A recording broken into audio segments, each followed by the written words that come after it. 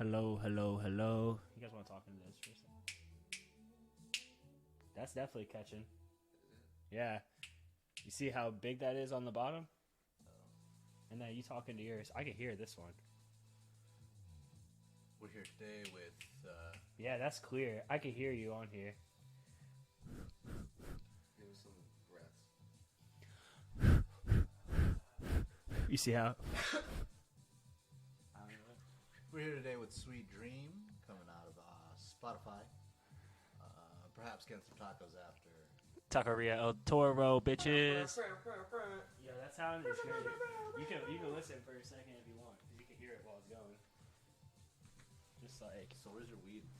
It's downstairs. Is it outside? Lucas, what up?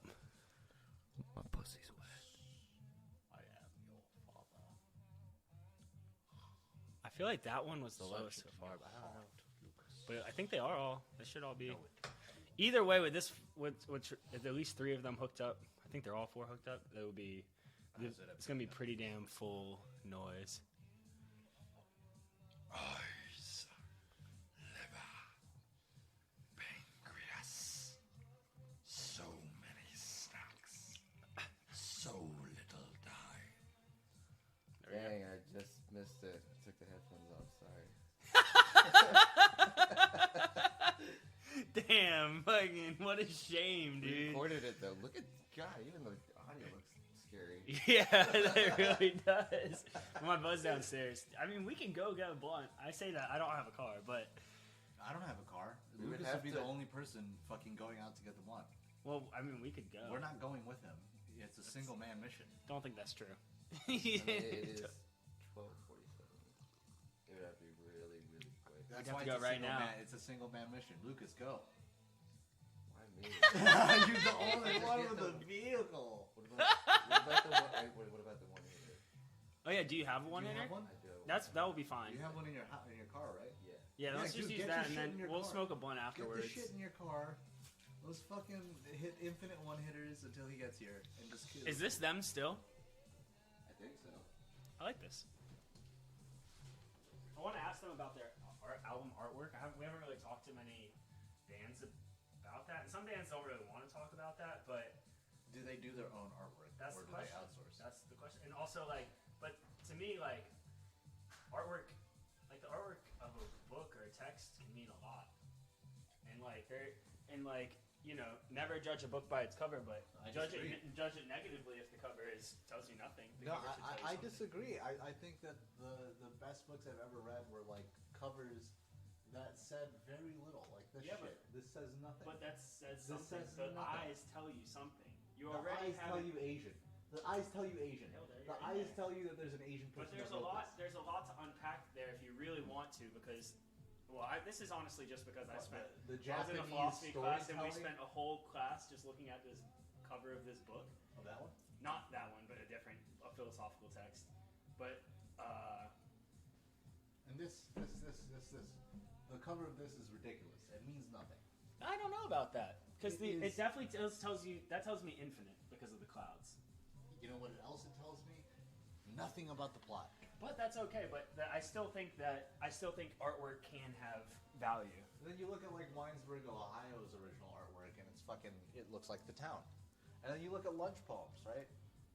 This is one of the most effective fucking covers. But that's what I'm saying. That's an In my effective mind. cover. It's not about being extravagant art. It's about, is the cover, does it serve a purpose to the It's text? about words, right? This is about words. It's about poems that you take to lunch. This is a book that you take with you to lunch. I get it. I understand. It's also that. supposed to be a very pocket-worthy one, you know? Not Well- pocket, but, you know, you can put it in a little knapsack. Yeah. I mean, it is. It is a pocket. It's one that you take with you to lunch because people were eating lunch by themselves. Thus spoke Zarathustra. The original cover for this made no fucking sense. It was I just have it something somewhere. terrifying. Actually- It was just a terrifying thing. My sister got me that text, too. I didn't have the balls to tell her I had it already, but she got me a newer copy. You gotta have more balls to tell your sister things, man.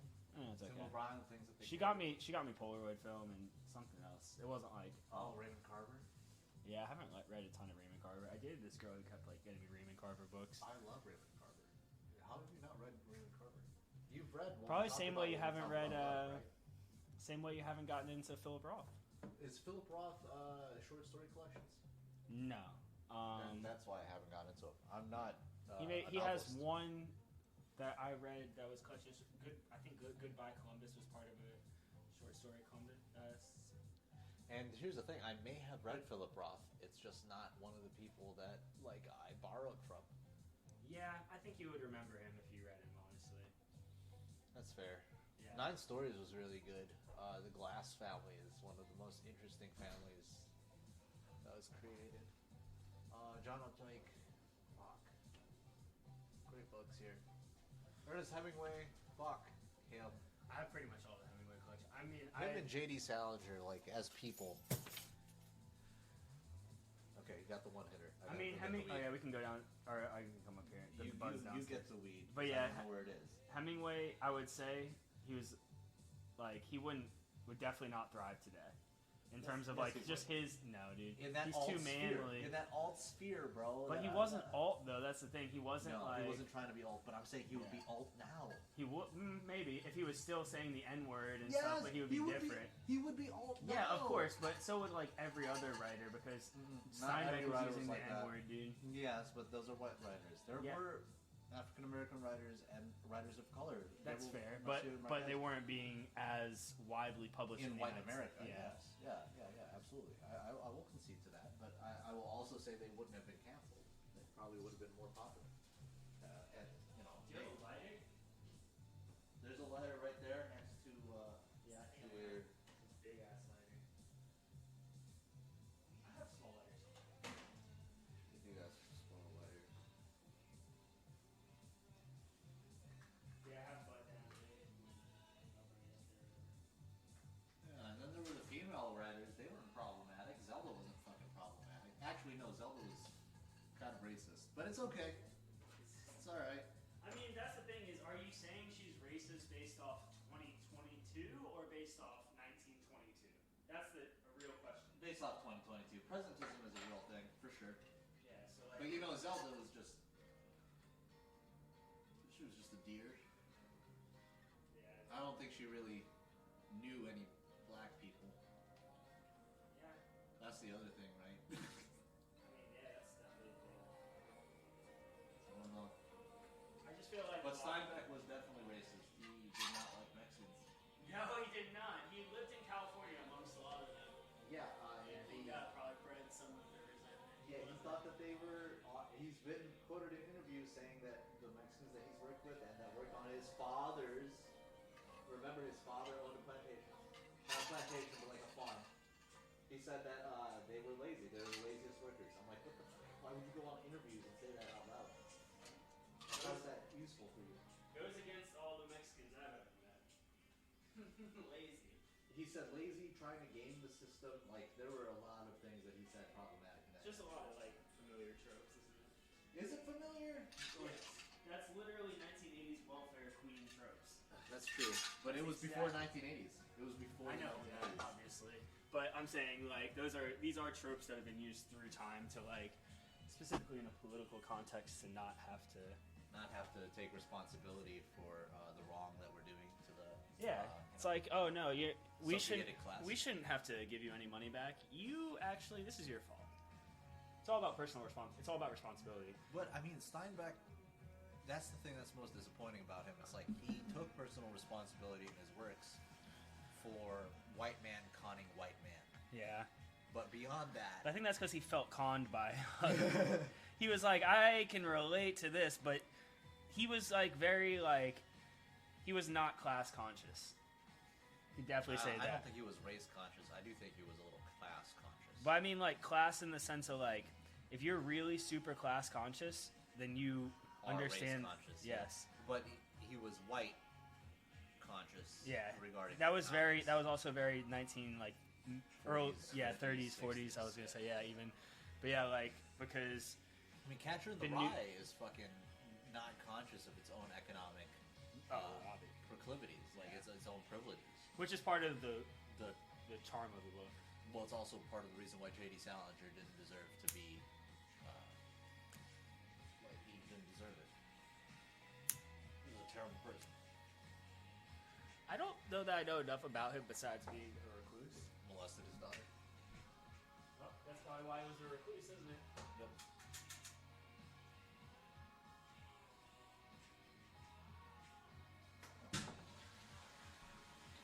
Molested his daughter? Is that a fact?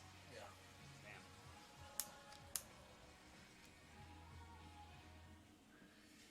Molested, physically abused. She refuses to talk about it still to this day. I mean, she probably never will, right? I guess how do you make sense of a genius hurting you? look at Elon Musk and all of us. I'm just kidding. I don't think you can compare James I'm just fucking with you, but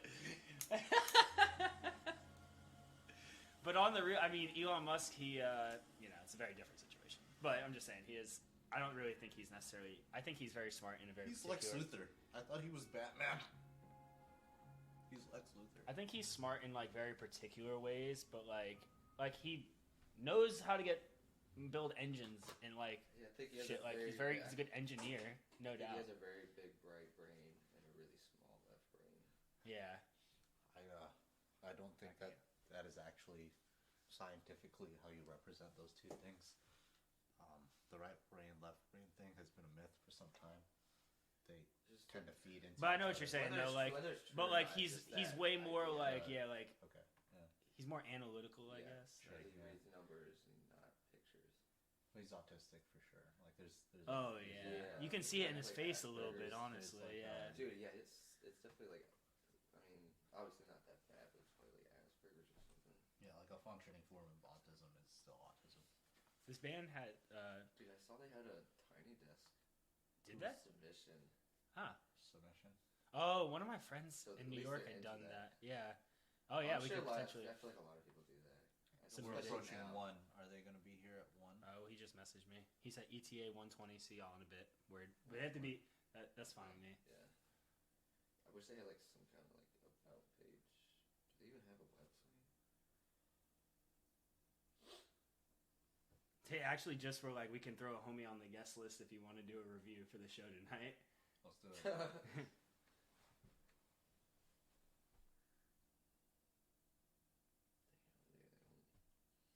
Review for the show tonight. Well, who do we have for Do they tomorrow? not? I don't see it. They have a band camp for sure, I think. Who's for Yeah, tomorrow? but they don't have a website. Is Shame Gang tomorrow? Juice Lord. Juice Lord.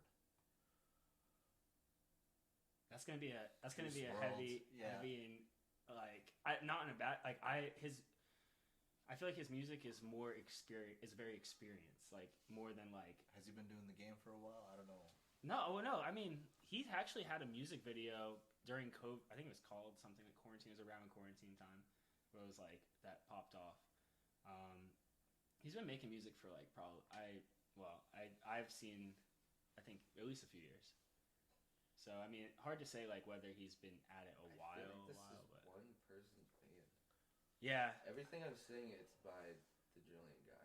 that's why I Everything's kind of made by got the Julian impression as guy, well. and, But we can talk to him as well because there's 3 people in the picture. That's why I was kind of confused by, and he is like on his Bandcamp, it's a Sweet Dream, Julian Creech-Pritchett, North Carolinian musician, producer, aka Sweet Dream.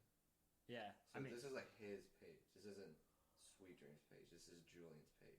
Okay. Just find me on Facebook at Julian. yeah, no, I saw that on Facebook. It's funny though because like on Instagram, they posted a picture for like the thing, and we're like tonight, and it's like 4 of them. But that could be the 4. Well, I mean, if you look at each of the pictures, it looks they Different. switch up like members. So this might just be his like, project Yeah. that other people kind of. Yeah, I'm like The bassist I see in each one. The bassist also plays for Boulevards, which is like a pretty damn successful band. Yeah, I think a lot of people like mix and match Yeah. bands. But yeah, this will be interesting because I guess I was kind of wondering that too, if it's like one project or what it is. But I think you're right, and we can. Oh, well, he's into Black Midi, so I just see him performing.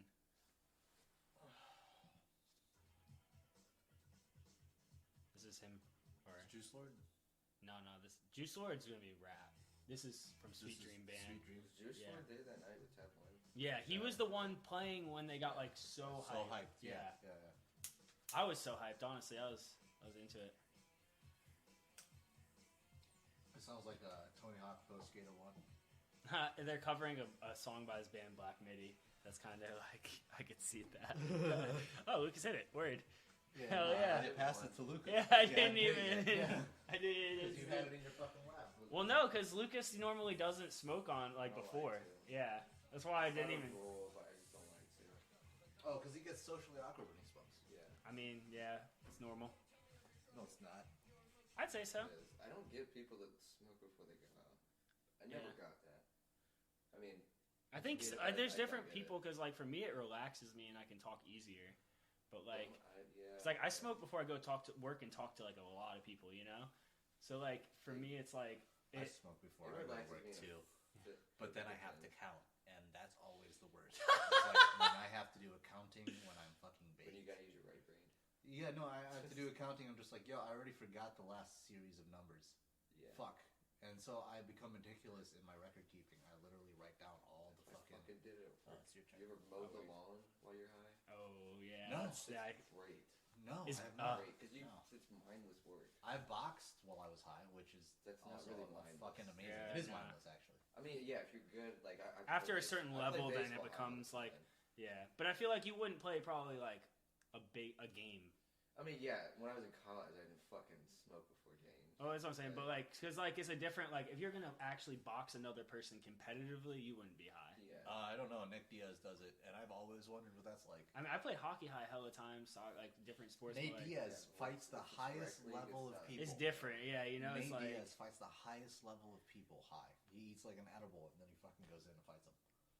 maybe that's just because he knows he's gonna take a beating. I mean, it's also physically calming too. It is Yeah. physically calming. So his stamina He is probably better than takes- everyone else's. He doesn't ever gas. He never gasses. I used to smoke before I worked out just because I would get tired, but I wouldn't feel it as much.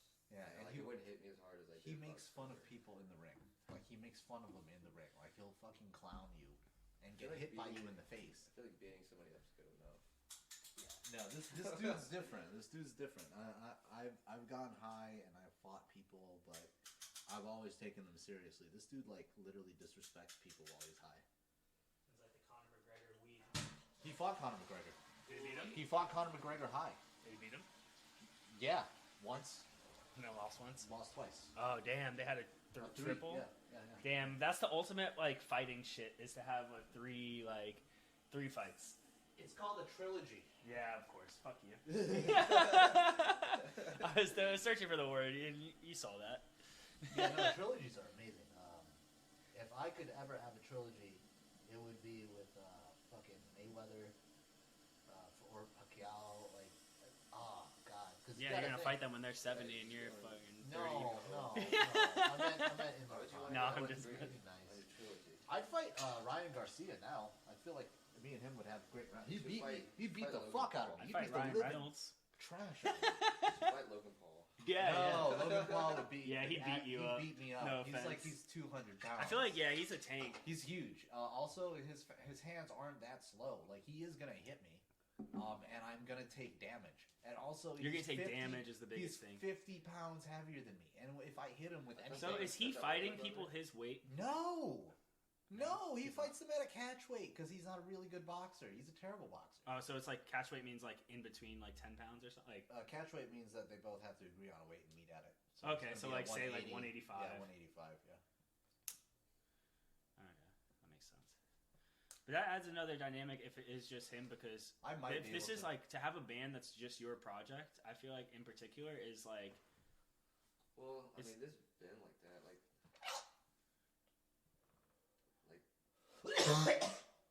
bands that are just led usually by one person. yeah. I mean, Ghost Spawn's the same way. That's Mark's Instagram. Yeah. It's not like Ghost Spawn's. I think of one.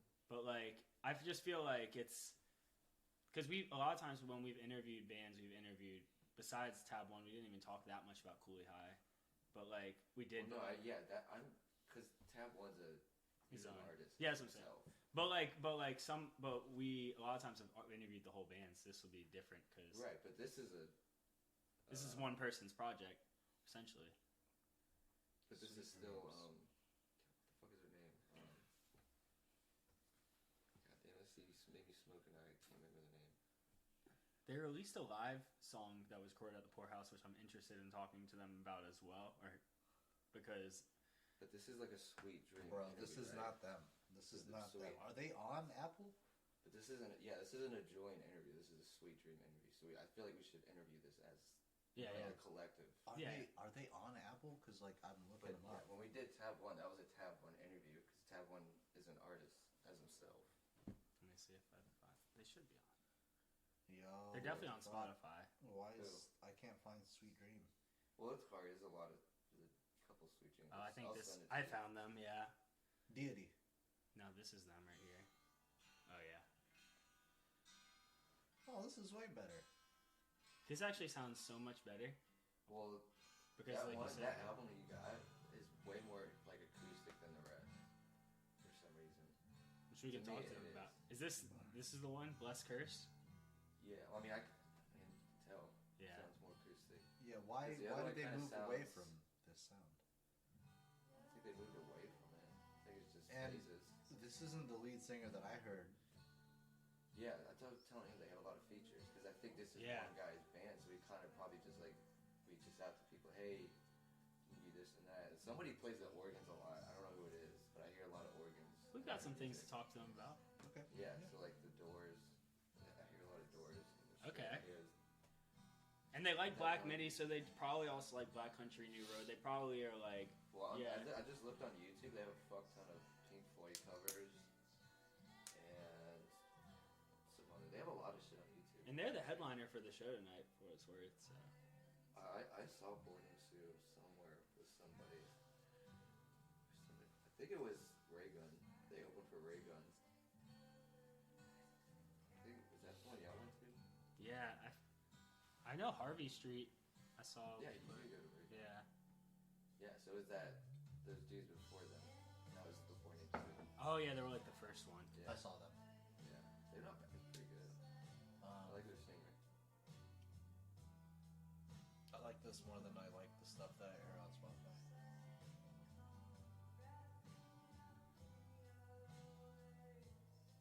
This is actually the same album that I started playing on Spotify. It just sounds so much better. Yup. Maybe we should talk to them about that. Talk to them about sound fidelity. Honestly. Yeah, honestly, like why not? Is there a future for Spotify at this point? Because like if it sounds that trash, why am I even? No, this one is cleaner, like mixed. But it's the same exact. It's the same album. Yeah. It's the same. It's the same album that I put on at first. It's the same one. Playing like a different. Oh well, then the one that you were playing, maybe. Yeah. But like there's a difference if you do like the older ones. It's way like it's not as much high end. It's like rounder sounding. You see, I'll play character. It sounds like it's going to tape recorder. Nah, yeah, I was gonna do it at the end. This is their album from 2020.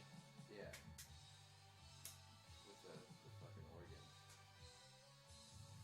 They've recorded a couple live songs at the Poorhouse, which I'm interested. Like, I wonder if the Poorhouse was to do with that because I know they've done the live albums. We can ask them though on that. They do have a big, like you said, prog rock. I feel like that's pretty accurate because they span a lot. Like you say prog rock? Yeah, that's what Lucas had said at first when we first started talking about it. I feel like because prog rock to me is like means you kind of span a lot of genres. Yeah, it's bohemic, right? Yeah. Bohemian. I don't know if. I think that's the ambition of them. Like they like to. Yeah, they sound pretty Western to me. Yeah. Like I could hear them living in California. You're right. Yeah. It does have a like Western vibe.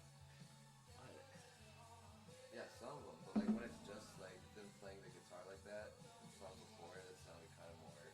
We should definitely talk to them, like you said, on like how they choose features, because like they have so many. Like some bands people will see that have like no features on the whole album. Right. It's weird to me for bands in general features. It seems. Yeah. Bands are a harder thing. It seems more of a rap thing to me than features. seems arbitrary to me. Why? I don't know, because like I've seen artists have features that weren't. I just feel like rappers. It's just I know the rappers have kind of made it like a thing. I just feel like rappers put out slappers with features, and everybody else, if you put a feature on, it's like kind of almost questioning why. They also brag on their features about how much they make on their features. I just got 250. Because I feel like a feature. Because I feel like a feature is like for a rapper is sometimes it's like doing a commercial almost. Yeah, but like how many rap groups do you know right now? Not a ton. As opposed to where that's where they are is their rap group and not just their own. Like J. Cole's J. Cole. Yeah. He's got. Well, yeah. Most rappers are going to be individuals. He's got his label and everything, but he's at the end of the day, he's J. Cole. But like when you think of Dream, like you're like Dreamboat, think about like that's 90s, his project, like, whatever. Like NWA and fucking Wu-Tang. Star, Wu-Tang. These are like Outkast. Like they all had their own single. Like and Outkast had there was like an offshoot Atlanta group that was like 5 people that I saw in New York. I forgot who it was, but it was like I think I know Big Boy was in it, not Andre though. But like so there was like the rap collective in the 90s was like it's in early weird 2000s. It's not that way anymore. Where it's just like you got your rapper and you got your producer, but you don't have like teams really. I disagree. There's a Coast Contra right now that's trying to bring that back. I mean, I feel like where they bring it back is like really like just like the label trying to put out its own album like Dreamville, and they put out that album or like that was cool. Yeah, like it's cool and like I'm trying to think there's like another. But that's a collective. I mean, we're talking about a rap group, right? Well, that's what I'm saying is they're more collectives than like actual groups now. Nobody wants to have to decide on one thing. Right. It's how whatever reason rappers can't decide on. Yeah. How the Union killed America all over again, right? But yes, I mean, I feel that though. That's actually like. Yeah, I was talking to somebody about it, and like why it's not a thing. Not only that, but like a rapper producer duo. Like, dude, when was the last time you heard about that? Duo. Eric B. Rakim, DJ Premier, and fucking Guru. God, Justice League. Yeah, yeah, but isn't that a duo? Big. Like even Ninth Fontaine. Wonder, like Ninth Wonder is himself. Like you go to. Yeah. It's not like Ninth Wonder and Rhapsody. Flying Lotus. Rhapsody and Ninth Juice WRLD's from Durham though, so I'm kind of hoping I think him and Shame Gang will help.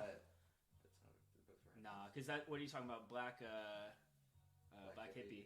That's 4 people, 5 people. Black Hippie was like different than. And Black Hippie was kind of like. TD's a label, like Black Hippie was like a collective. Yeah.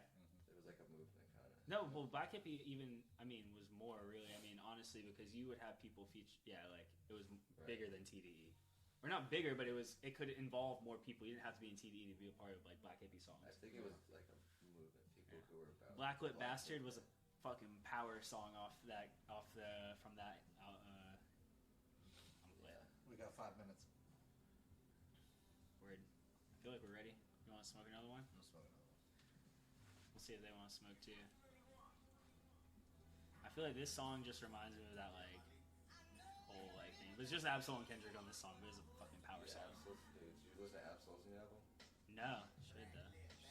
Fire. Very lyrical. Herbert. Yeah. So dramatic. Shit goes hard. It's because he hasn't fucking released something in like. I was gonna say nothing of his own in like a long. Yeah, dude, because this song that's on right now was released in 2012. Yeah. Okay, Do What Thou Will. I remember that album. That was 2016. That's a long time. No, yeah, it's been a while. It's been a while since he's done like just straight up Absol. Yeah. Like a solo album. So Juice WRLD, definitely Durham, Shame Gang. He's a Raleigh. Shame Gang, yeah, Shame Gang's huge in Raleigh, dude. Everybody knows that Shame Gang. I'm saying those will both be good. He was on 97.5 not too long ago. Yeah. So it'll be good to have. I feel like those will both be good. And then Mackenzie. We haven't had a ballet dancer. That's gonna be interesting. Really like, yeah. I mean, don't get me wrong. She's still a musician. Yeah, of course. But I'm saying like I want to talk about that, like performing art. I mean, obviously music's performing art as well, but like different. Yeah, that'll be interesting.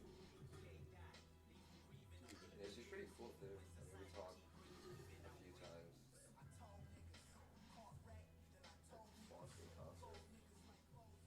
She's cool. Wait.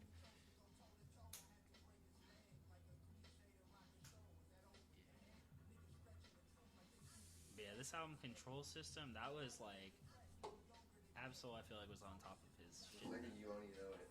Yeah. that's the era. Yeah, literally though. You ain't even know it.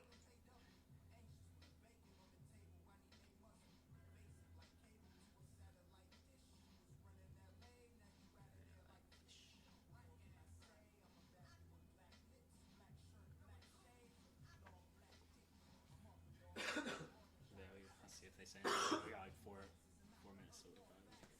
Where the fuck you at? All we do is do it. All we do is do it.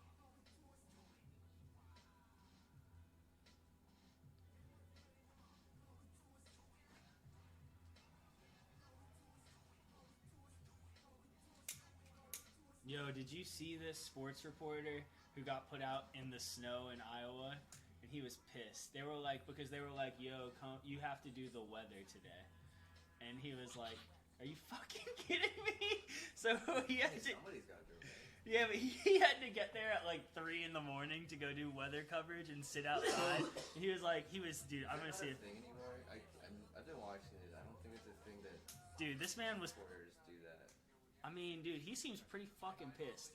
He's like... everything is canceled here for the next couple of days, so what better time to ask the sports guy He's outside. to come in about 5 hours normally earlier than he would normally wake up, go stand out in the wind, in the snow, in the cold, and tell other people not to do the same. I didn't even realize that there was a 3:30 also in the morning until today. I don't know why I did it at 3:30 in the morning. Yeah, I don't know why they were doing the coverage at 3 in the morning, but... Currently is not heated. The good news is that I can still feel my face right now. The bad news is I kind of wish I couldn't. Can I go back to my regular job? I'm pretty sure, Ryan, that you guys added an extra hour to this show just because somebody likes torturing me. Dude, somebody had to be fucking. There's no way they were gonna let him say all that. All shit. on air, dude. Yeah. This shit, like, I was like... Bart, how you feeling out there? Again, the same way I felt about 8 minutes ago when you asked me that. I normally do sports. Everything is canceled here for the next couple Oh, of yeah, days. that was... So But, dude, it was like... He was out there, like... I saw a longer one. He was... I at first was like, this can't be real. But... Dude, I mean, I was just they have like- WRAL on all the time, and people they just ride around in it. You would think, like, there's no need to be outside. Like, it's pretty No. fucking useless. Oh, yeah, what are you... I don't even think it ever was. I thought it was just like a. What are you trying... Or where are you trying to get the mic right now, Jack? Try not to have it wobble. Oh, is it wobbly? Yeah. Don't speak so hard. Yeah, jeez. Prick.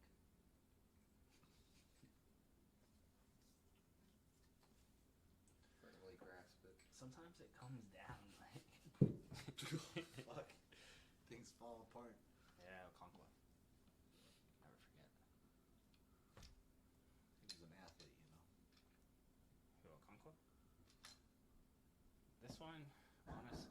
Yeah, it's probably them. This one, this is the only mic that I don't know why it was that recorded. Yankees.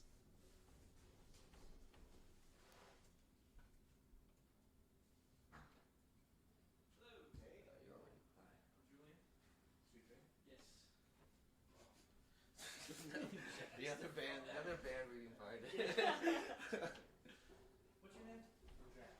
Okay, nice to meet you. Hello. Hey man, how's it How you going? doing? What's up? What's up, guys? I'm Julian. Julian, what's going on, Lucas? Lucas, Thank you Tyler? for coming over, man. Dude, my fucking pleasure. Where am I sitting at? Right there. If you'd Right like. here? Yeah. All right. Jack, you mess with that road. I give it that. Oh, it smells like weed in here, guys. No, it doesn't. No, it doesn't. You no. fucking narc. Why would you say such Dude, a I thing? fucking love marijuana. You're such a devil. Marijuana is so You're good. the devil, and the devil's lettuce is in you. We usually just burn it. Oh It my doesn't God! sound This like is it. this mic stand. Why Is did you even What are you do trying to that? do there, It's Bob? made of Satan. It's made of pure Satan. I don't know what I'm trying to do. I'm just gonna go ahead and just. Why? What was wrong with it in the first place? I don't know. I think it's good now. You sure? I think it's alright. I think maybe I need Julian, how you to. doing today, man? Doing pretty good. Who was it who was messaging me, said they want to get put on the guest list, do a review? I do a review. So what's your full name? I'll go Jack Geist. JACKGEIST. G-E-I-S-T.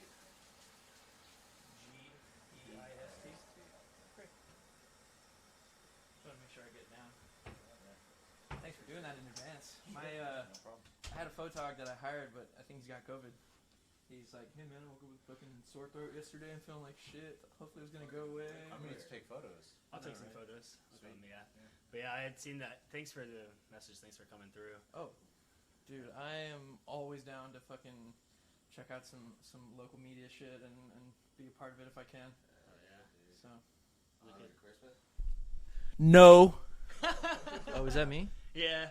Hey, this is low battery. That one. Oh shit. Well, thank you for saying that. Oh, my pleasure, man. That would have been Everything sad. else should be. That would've been I'm a Mac user myself, so You know about the short I battery know life, about right? it. Yeah. Definitely I low guess. battery. okay. So we're rolling. Yeah, we're rolling. So- Honestly, we just kind of like. Is this just audio, or are we doing video? We've been Just rolling audio, since, we'll do a like, picture Oh, at there's the end. video, but we won't tell you where the camera is. Okay, great. Trying to get punked. Yeah, and honestly, typically we just kind of a lot of times we've got people where it's just like, oh, are we rolling right now? And we're like 8 minutes in. yeah. So I guess to do that, you want to do the intro? The candid convo bit though is Yeah. It's always you Big want to do the fun. intro this time? No, you do the intro this time. Oh well, welcome back to a rendezvous at the forum. Oh, we got I'm Tyler back here with Jack, Lucas, Hello. and we have Sweet Dream in the house. yes. Welcome in. We can just dive on in. Where do you guys want to start? My name is Julian Yeah, sorry. Creech-Pritchett, by the way. Sweet Dream is the band. Yes. Yeah. Oh, that's actually honestly we could dive in there because we were Yeah, actually just curious a about little that. curious about that. About the creation of the band and the CEO Oh. and all the interns that are working within it. Yes. Because it seems Yeah, so many it features. seems to funnel to your name. I am the CEO of Sweet Dream, I suppose. The band got started kind of like when I came to college. I went to UNC Greensboro in 2017. I've been playing music all my life and haven't really had too many particularly potent musical experiences in grade school, just because I don't know if you guys know anything about Apex. But Is that where you went to school? That's where I went to school. You have but the they- green on. You have the Apex colors on. Oh, dude, I Yeah.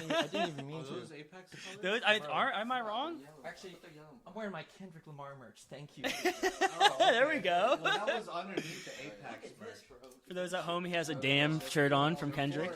Before he had the cool shirt on, he had the sweater on for Christmas. Though. Yeah, well, it's cold outside, but it's not cold in here. It's Nah. not that cold Maybe it's outside cold- anymore maybe it's compared to cold yesterday. outside. Right, it's like 40 right now. It was like 16 yesterday. No, it's not. Yeah, it was terrible. The cold snap is over. But back to what colors are Apex? I thought they're black. Well, Black and yellow or I green think and I think the yellow? high school is I don't know like the new one. black and gold. Okay. But when I went to Apex Elementary School, Apex Middle School, it was green and gold. Okay, So maybe when I got that's to where I was high confused. You might have thought I carried. High school is where the That's black true. color came in. Okay. Oh, you Yeah, we went to Fuqua. yeah, we grew up in Oh, okay. grew up in Wine, Fuqua. not From white. here, not even remotely. He close. doesn't have colors today. Yeah, he has nothing to represent. I Cool, have I'm one. colorblind. No, anyways. I'm just Just kidding. kidding. Nothing with a flag, sir. Word. But so growing up, you grew up in Apex then? Yeah, born and raised. It was a pretty cool place to grow up. I mean, it was great until it started blowing up Yeah. in like 2015. I mean, Is your family from Apex then? Like you go back? my parents met at NC State in the 90s, and actually they met at the Velt show. Shout out to the Velt in I think like 1990 or 91, and so like my parents are both from North Carolina. My mom's from the beach, and my dad's from a farm family. So got some roots, but they moved to Apex right when my older sister was born in 97. Oh, okay. So I was born in 99, and Did you quickly get into music? Like, were you in a music household? What was the situation? yes, my dad was a saxophonist in grade school and a drummer as well, and my mom was a flautist, a flute player, Okay, yeah. and she would expose me to a bunch of like classical and NPR type of music when I was young, and my dad was funneling me like the classic rock. What side were you leaning to at that point? Oh, classic rock.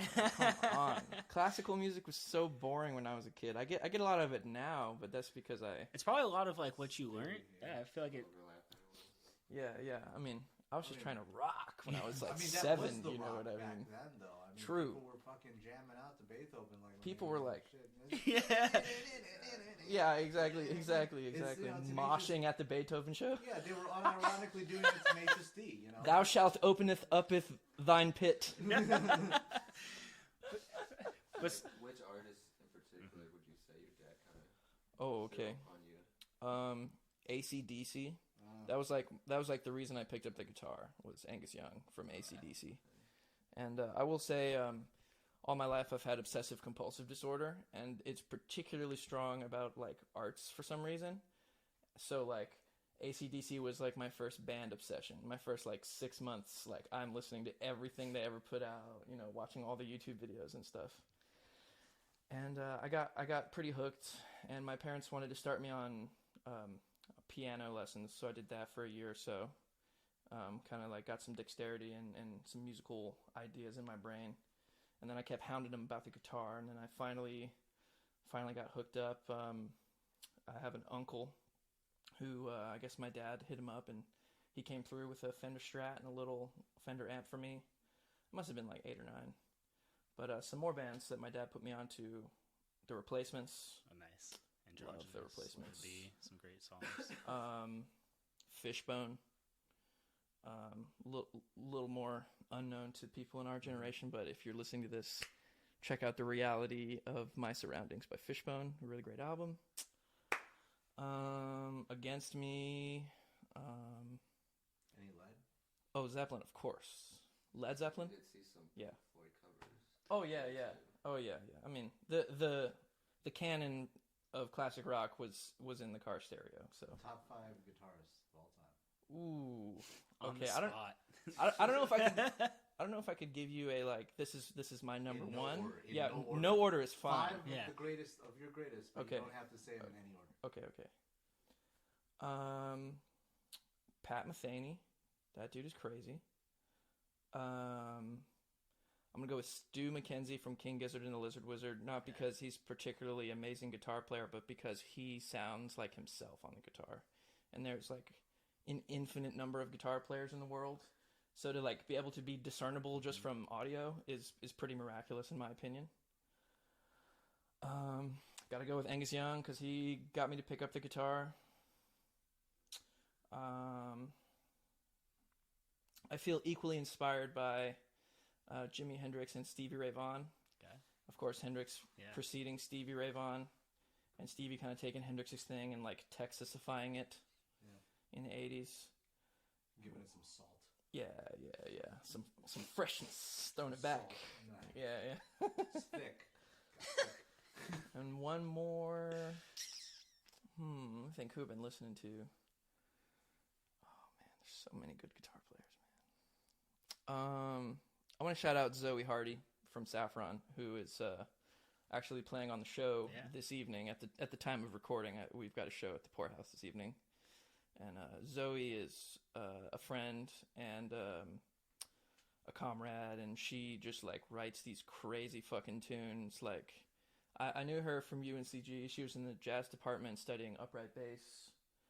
So like she's got the whole like school, like jazz school knowledge, but she's like way into like goth and punk music and stuff that has like angst and energy. So it's like the Saffron sound brings all those kind of disparate things together, and it's like super energetic, and you can mosh to it and you can cry to it, but it's also like very cerebral and like meticulously thought out, and I just appreciate that a lot. So you kind of like situating the time frame, I guess, like in terms of you get this guitar around like 8 or 9, you said. Yeah. Presume you probably are in like band in school, or Not until middle school. Yeah, middle school. We didn't have it in my elementary school. We had like a music elective that everybody did, and like we learned the recorder. I don't know if you guys did the recorder thing in your elementary school. Playing hot cross buns, you know what I'm talking about? Yeah. Hot cross buns, 1 a penny, 2 a penny, hot cross buns. I don't even remember how Greensleeves goes. Do do do do do do do. Oh yeah. No, that was it. Yeah. There we go. Yeah. Boo ball. It's a terrible song. But so at what point were you thinking like, you're in band in school, but what point were you thinking like, oh, I might want to make some music really myself? Well, even before I got into concert band, like I became obsessed with the guitar, and would just like come home and practice for hours and hours and hours, like even in elementary school, 4th, 5th grade. And I mean, you could ask my neighbors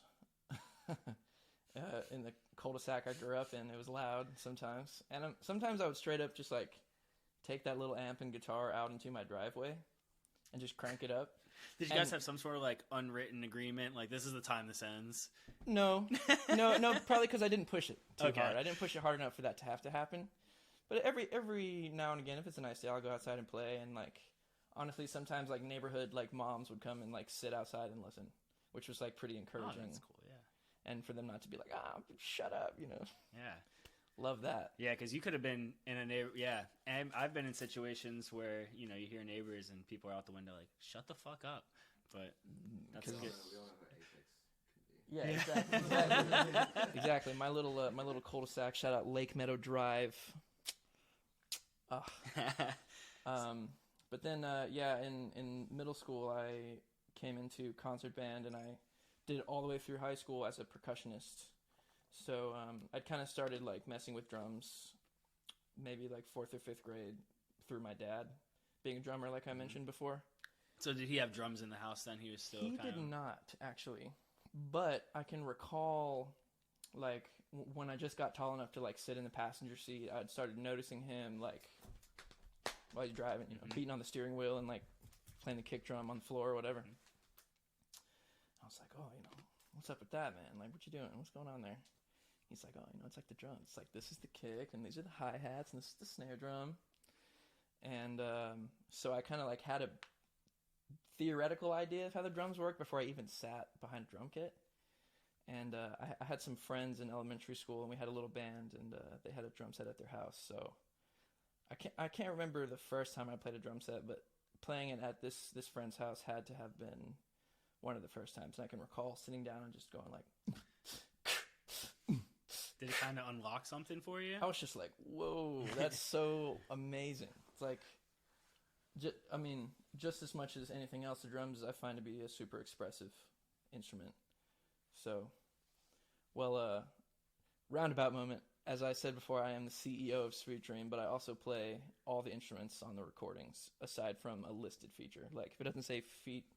See, that's something we were wondering about, because, like, we were... Yeah, do you want to dive into that one, Lucas? Because I know you had some. Curious about like who played what and like who recorded what and stuff. So that definitely cleared that answer up. And it sounds like some of the sonic tones have changed over the 3 albums. So like we were wondering about that, how you like different recording processes and yeah from each project. So when I came to college, I got a job working at the UNCG radio station.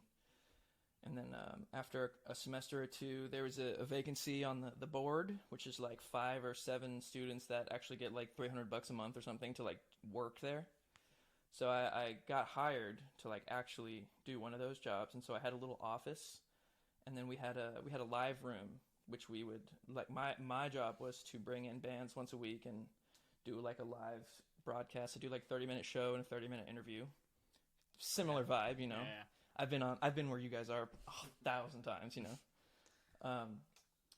And so basically I just like, I had acquired a drum set and some other gear by then and stored it in my office. And my sophomore year of college, I was in like 10 bands, and I just have like a rehearsal every day, sometimes twice a day at the radio station in the live room.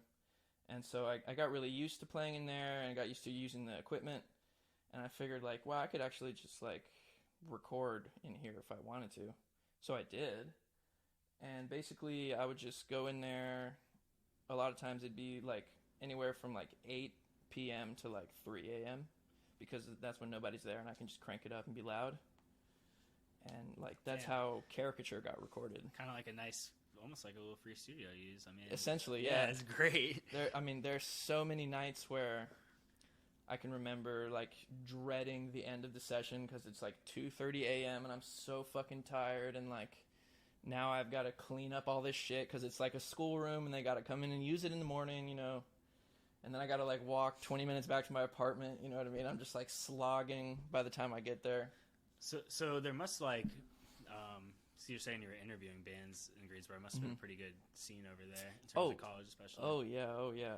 I mean, I was haven't super honestly blessed. talked to a lot of people from Greensboro. Been to the Flatiron a couple times. Oh yeah, I love the Flatiron. I want to shout out to Flatiron. Their sound guy Jeremy is so killer, and I worked there for a few months doing the door last year or the year before, and I've known about it for a few years, but they've really stepped up their game, like sound wise, especially like they're just the room in there sounds so good. So is Jeremy new, or is he new, or is he got hired I think in 2021. Okay, so that's probably fairly new to do with some of the changes. And then they had a like a management changeover a few months ago, like in the summer. Okay.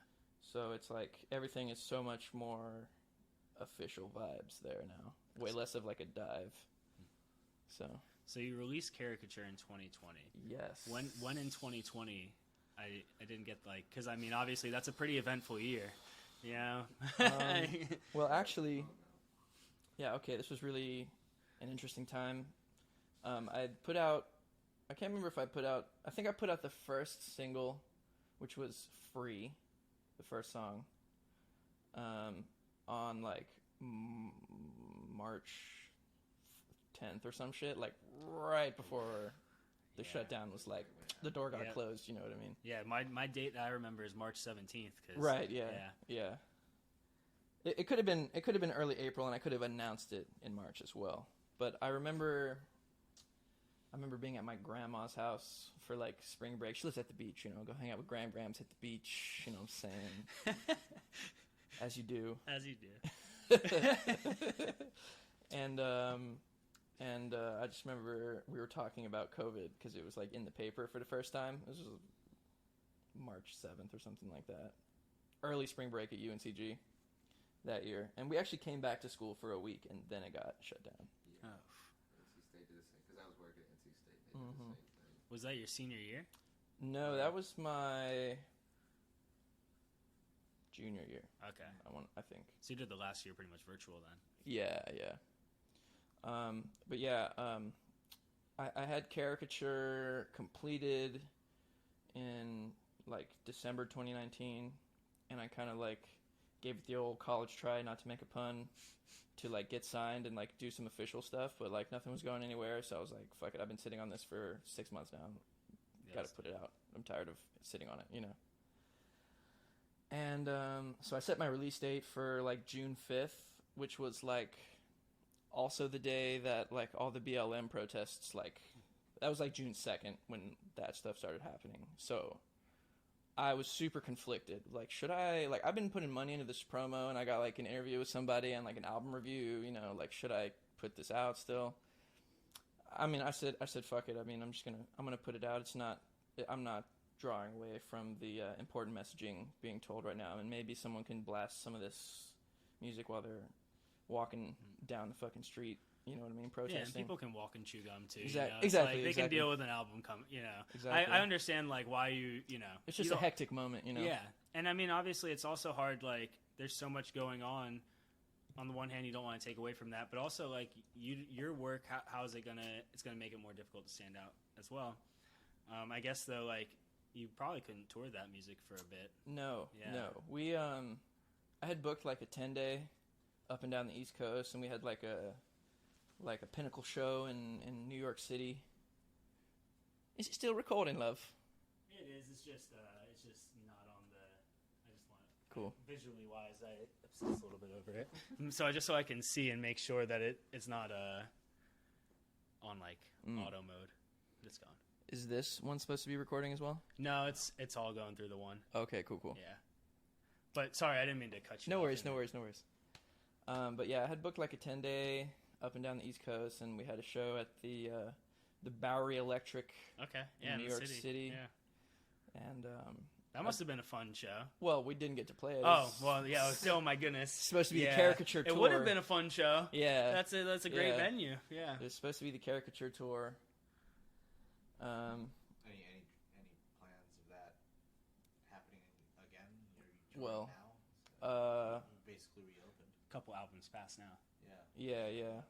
I'll get there.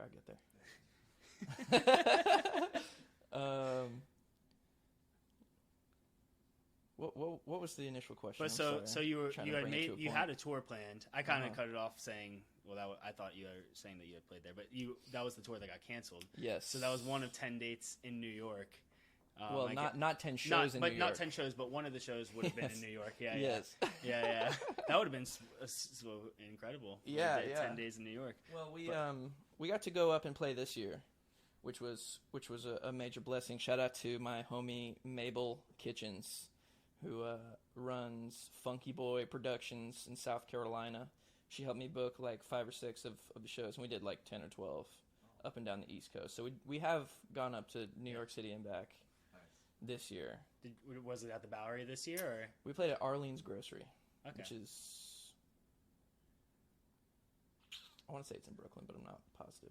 I don't know the boroughs like that, to be honest. I haven't been to the venue. I lived in Brooklyn for a little time, but... Mm-hmm. New York, just in general, music-wise, like any show is going to be electric. We had a day off there, and we went and saw Dead, D-E-H-D, at the Bowery Ballroom, like the big room, and we got to meet their singer. Wasn't it their first time? Badass. Like, they did a set of shows for the first time in quite some time, right? Or I don't know. My keyboard player in Sweet Dream, James, is a big Dead fan, so he was like, it was me and James, our old drummer Nick Mashinsky, and our bass player Ramon Garcia, and we were up there, and Ramon and Nick went to go see some like blind jazz guitar player with a harmonica do some like real shit, and me and James went to see Dead, so we just kind of like split up for the night. 2 and 2. Probably after being on tour, it's not the worst thing. Yeah, I mean, it was the day off in New York. Like, we spent the whole day together. We got up at the butt crack of dawn. We were, like, staying in Jersey City, so we had to, like, drive and then take a train into town. And we went to, like, Times Square, smoked a joint, you know. Did you eat any good food? Oh, we got some margarita pizza. Hell yeah. That was, like, a block away from Arlene's Grocery. That was really good. Was it, like, New York style? Like, really good New York Yes. It was so awesome. It was like sex in my mouth. It's good for you. Dude, and I had some deep dish in Chicago as well this year. So what are your thoughts? Deep dish versus New York? New York all day, man. That's right. There's only one answer there. Dude, that deep dish was kind of bad. It was kind of like I took one bite of it, and I was for saying this. I took one bite. Well, no. Jack lived in Chicago. We looked up on. I don't remember. But you don't even remember the went. It wasn't good though. Back alley place. He didn't have to go to a get a fucking deep dish pizza. Okay. Back alley place, just like you get a back alley abortion, it's gonna be a back alley abortion. No. Okay. He used to live in Chicago. He's very sensitive. Got you. Yeah. Basically, what you bought was an above-ground swimming pool for rats. One of my bandmates like yelped it, like, "What's good?" Oh, and so we like checked a couple of spots. Went. Yeah, we checked a couple of spots, but they were like packed. So we were at like the 5th or 6th top Yelp place. You went to a Yelp spot. That's kind of what you do when you visit somewhere. Yeah, that's kind of what Yelp's for. I thought. Unos, duos, Lumalnatis, and Giordano's. Oh, I thought you were gonna say trio and quattro. No, they haven't bought not yet. But it's Unos and Duos in downtown on Wabash. They're the first ones that made the deep dish. The OG. Yeah. I took a girlfriend there once. Didn't work out. A relationship. Took a girlfriend there once, and she broke up with me immediately. Yeah. Oh, no. She said, "Why are we not at New York Pizza?" The fact that we were able to get a reservation at Uno's was impressive enough. That's what we were shocked by. It's like, oh, pizza place has a reservation list? Yeah, that is crazy. Fuck you, fucking pizza from New York. You have to fucking sit down and eat this pie. It takes about 45 minutes. Okay, I'm going to tell you. When we went to Chicago, I play guitar with this Raleigh-based group called Boulevards as well. Okay, I was wondering about that. Yeah. And so I was on tour with them, and one of our bandmates was like, he had the van, and he was kind of picking all the spots to go, because he'd been touring for a few years and kind of knew where to hit. But by the time we got to Chicago, it was like the last date of like a 2-week run, so we were all pretty beat. And then we get to this pizza joint, and I like sit down. Oh, there was a pun on the wall. Oh, I'm trying to remember. Oh, it said, oh yeah, I'm into fitness. And then there was a picture of pizza. I'm into fitness, whole pizza in my mouth. No, but then we were starving, and what I fucked up on is we got some nachos as an appetizer, and I fucking killed them. Ooh. And then I took one bite of that like thick ass pizza, and I was like, oh, too much food, baby, you know. Yeah, I mean, Steak for entree is a good appetizer. you should have gotten So Al's beef. So were you playing as Sweet Dream, and then playing with Boulevards as well on the same like? Not the same tour. No, they were separate. I ended up doing like 40 dates all around the East Coast and Midwest through both groups this summer, mostly with Boulevards. So yeah, because Boulevards. I mean, I honestly didn't even. I saw that there was a link between, Sweet Dream. I didn't know the particulars of it, but we could dive into that a little as well. But we'll focus on the individual first music, because that's what you're gonna be playing tonight. And so we kind of went through Caricature. Blessed Cursed we listened to a little bit while we were waiting. Definitely a different sonic tone, I would say. How far through did you get? I think I probably listened probably 2/3. Okay. We might have listened to the whole thing. I don't know, because Lucas. The last song is like 16 minutes long, so. No, I don't think we got to that one. Okay. So, but one thing we're interested. Yeah, just it seemed like a little bit. I forget how you described the difference. Yeah, I think it was like Deity. I was like, this sounds. Particular project just sounded a lot more acoustic and like southern. Well. As opposed to the other one. So I kind of took I got some knowledge from my peers about like music release strategies, and with Blessed Cursed, I kind of purposely designed it to be split in half. One part is blessed, one part is cursed, and so I put out each half separately as an EP, and then like after the second EP came out, like 2 weeks later, I released it again as the whole thing, just that it'd be more cohesive on streaming platforms and stuff. So they're kind of in a way two separate. Yes. But like the bridge between that song Hummingbird and the song I Want to Know is like the little connection point. So and also, I mean, I've been listening to like Pink Floyd and like King Gizzard and the Lizard Wizard and other bands that are doing some of those like song segues where there's like no points of silence between songs. I love that. Yeah. I love that because it's just immersive. Even if it's just like you're listening to a Beatles record and you hear someone at the end of a song or the beginning of a song like sniffling in the background. They're like, all right, 1, 2. I just love the sound of like extra stuff and not nothing. Yeah, just Diegetics, the things that exist within the world that you're listening to, right? Diegetics? Yeah. I didn't know that word. Frank Ocean does that in like Nights, and we get like a Yes. transition 3 times from Diegetics. Word. A lot of people do Scott that. Parsons project. I listened to all his albums. It's like what you just said. Every song is like a perfect into the next one. Like it's not like a fade out or fade in. It's just like Transitions. yeah, transitions. Perfect Like, transitions. Samsara, people wandering into the next world. yeah. So- it's crazy how like seamless it is. But as you're composing, because like obviously there's a lot of features, I would say like yeah. I was a lot. gonna say there's a lot of features. I was curious how you like curated your roster. Okay, let me think. The features on Bless Cursed, the first song Deity, that's my friend Sylvia. She was based in Winston-Salem, went to UNCA, but now she lives in LA, going big time. Shout out to Nice. Sylv. Big love to her. Yeah. But basically, I kind of recorded the instrumental track for Deity and was like, wow, this is like pretty cool, I think. And then I just posted on my Instagram story like, yo, got any femme vocalists that like the key of G? What's up? Hit me up. And she was like, me. So I was like, there it is. Sometimes putting yourself out there. Yeah. She was like, Yeah. And I told her like, write about whatever, sing about whatever, come up with whatever melodic things you want to do. Like, I'm happy to let you do all of that stuff. I'm not going to constrict anything. And I had no idea what she was going to send back to me. Like, I'd heard her tunes before and like worked with her a couple of times, but I'd never heard her like really sing something so like folk poppy like that tune, I guess. And so I was just like not sure what it was going to be, but what she sent back to me is like the first take.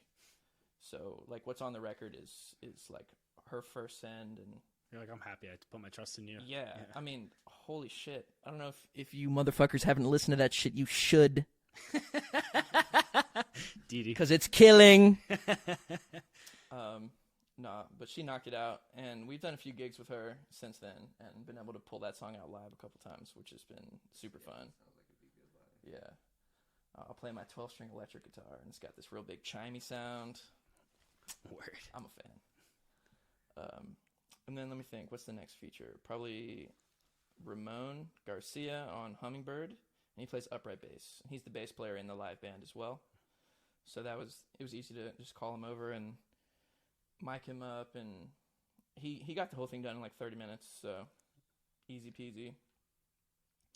And then let me think. The next feature is Liam Trawick on the song Cursed, which is, he's playing an iwi, which is an electronic wind instrument, basically like a saxophone synthesizer. You play it like this, you know? Do that motion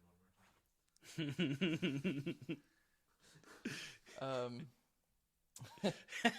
But basically, I had put together this song, and I was getting really into like super long dramatic builds, just like stuff that keeps slowly getting added in, and all of a sudden it's like an overwhelming amount of sounds. And so I was doing that with the outro on that song Cursed, and what I did was I was super inspired by like some of the plain speak interviews on Dark Side of the Moon. Like every now and again you'll just hear someone say a line, you know? And I was like trying to make something interesting, so I researched a little bit about what Roger Waters did for that, and he kind of put together a set of like interview questions and just set up a mic and just ask the questions, let the people answer them. And so I put out another story blast and was like, hey guys, I'm doing like trying to do some interviews and get some like sound clips for a song. If anyone's interested in just like chatting for 30 minutes, hit me up. I probably had like 10 or 15 people respond, and so I called all of them, and I set up a mic right over my phone, and just like some of the conversations were like 10 minutes, and some of them were like 2 hours. It was like, and I would ask the same questions. In fact, I might still have it on my phone. Let me see. So it's the same list though for every person, but just kind of Yeah. different lengths. Interesting. I guess none were yes or no. Some people were. Although I don't know. Sometimes I ask Jack a yes/no question. He'll talk for 2 hours. Yeah. Sometimes I'll ask Anybody you, that's gonna It'll go both. you just won't answer. Anybody That's fair. Oh I'm just no. messing. And one of the things about doing those interviews was that they would remain anonymous because some of the questions were a little difficult to answer. But that was the point. Is I wanted to make the listening experience uncomfortable and jarring when you get to that point in the song, because it's supposed to be. Yeah. It's like a haunting chord progression, and like stuff keeps getting added in, and Liam is like fucking ripping on the iwi, and then it's just like stereo people just like saying things that are like make you feel like you're insane, and like that. Those are one of the questions. It's like, do you ever question your sanity? Like, It's kind of like having like that voice in the back of your head. yeah, exactly. Have you ever been cheated on? Like, asking a lot of bad vibe questions. To be honest. Don't Barrage of intrusive thoughts. Yeah. don't listen to that song when you're tripping. Well, and that's the thing I learned from reading about Roger Waters' interviews was he was like, I purposely would ask like docile questions the first 3 or 4, like, what's your name? How old are you? Like, what you been up to? What'd you eat? What's the last thing you ate? You know? And then it'd be like, do you hate yourself? And then it's just like, you're just like stricken by the, I guess the Almost like the realness. Yeah, like the weight of it. Yeah. Right, because it kind of you're thinking about something so light and everything feels so light. Oh, this is so simple, and I can answer it without even thinking. Exactly. It's like Hot Ones, you know. Yes. The real weight of the I suppose. questions at the end is really just the heat of It's the not the wings. wings. Yeah. Next time you gotta have the wings. It's both. It's both. Like, Well, Just like the beginning the noise questions. of people. I was yeah, you have that too. I was conducting these interviews on the phone because it was COVID times, and it was like December 2020 when I did these interviews. So I could have mailed them some wings and been like frozen wings, like, yo, here's the recipe, like cook this for an hour and then call me. How do you change the concept of that? Bobby Lee pooped himself on that. Wait, somebody pooped themselves on a Hot Ones interview? Hot Ones, yeah, Bobby Lee. Is that confirmed? Yeah, no, it 100% happened. They had to cut Yeah, it. can you get a fact check? Because I thought I've watched all of them, and I don't You need to remember watch any. One that Bobby Lee literally shits himself. Well, And it's fantastic because it's Bobby Lee, and he calls it at the beginning. He's like, every time I eat hot stuff, I end up having like explosive diarrhea. I don't. Was he know wearing a why I'm diaper, though? into this. What do you expect? You doing Did he? like, Was he wearing a diaper though? He was not wearing a diaper. Why the fuck would you not wear a diaper? I mean, True. It's Bobby Lee. That's part of the bit, right? How do you not have diapers like in your drawer? If I knew I was gonna shit myself and I could prevent it, I would probably prevent it. I don't know. Depends. yeah, I honestly, suppose 100%. depends on how funny it would be. Depends. Yeah. Oh. Like some depends. I found these questions, by the way. I'll just read them down. 1. For legal purposes, please state your full name and today's date. 2. No. Do you consent to the recording and use of your voice by me? No. Just in case, someone's Yeah. ever like trying to backtrack on me, I've got the recording that says Dang. that you consent to it. Covering all bases here. Yeah. Artwork. Seems like Dennis right before you get into his apartment. Sunny in Philadelphia. Dennis? You going to his The Menace? Dennis the Menace? Is that your job? Sunny in Philadelphia. So Oh, I don't know enough. yeah, no, he's Some local guy. asking for consent immediately. It just seems like a fishy thing. The implication of that. Well, no, but anytime you ask somebody questions, like a lot of times, yeah. That's it. But Right, anyways, but we'll it was continue. in writing. Yeah. It would be in writing before, wouldn't it? It wouldn't be. Well, this is the verbal writing. You're using your mouth to write. Okay, here we go. How are you today? Oh, that's How old are you? What's the weather like where you are? What's your favorite color and can you tell me why? Have you ever felt or been betrayed by a friend, a family member, or a loved one of any kind, and can you tell me how that made you feel? We're still ratcheting it up. Exactly. So I feel like this question should have been presented in front of like a person in front of like a bright white wall. Yeah, you know? right. Yeah. And then they're blindfolded, and then every time they answer a question, it takes them longer than 30 seconds to answer. They get shot. I was thinking more like an Andy Warhol just like recording it, but Jack has taken a whole. No, this seems like a really useful set of interrogations. No doubt. Could be. No doubt. Go for it, man. Mix it up a little bit. But so one thing also is the questions are interesting. I mean that's like a I've got a couple more. If I can they read keep them going. real Yeah. quick. Sorry. Do you ever feel like you're cursed in life, as in something negative that has happened enough times to notice? Have you ever been cheated on by a partner? How did that make you feel? Have you ever questioned your own sanity? If so, where do you stand on that now? Do you fear death? Why or why not? And that's it. Jeez, that's gonna get You could get some people talking for an hour on just one of those last ones. That's what I'm saying. And some of these people are like Yeah. homies who I hadn't seen since like the pandemic happened. So it's like, oh, we're also kind of catching up. And so I'm asking these prodding questions, and then there's just like a story tumbleweed going on. You know. So how did you choose which audio to use? Well, I had to listen through. because that's a lot of audio to listen through. You're telling me, buddy. Yeah. I had to listen through everything, and what I did was just isolated anything in any conversation that I thought might be worth using. And then once I had all the little nuggets, I tried to try and put together like a bit of a flow of like conversation topic. So like when you listen to Cursed, purposefully some of the words people are saying are like a little hard to discern because it's just getting more and more intense. But if you squint and you really listen, you can hear that they're kind of all. It's like it's flowing. It's not just random. Like the topics of some of these bits are the same, and then it starts changing to a different subject, and it starts changing to a different subject. And I think the last one that you can hear was someone answering the question about do you fear death, and they were like, I don't know if I fear death, but I don't think I want to die today. Was kind of like the last one. I was like, that's great, actually. Yeah, that's Ding. 100%.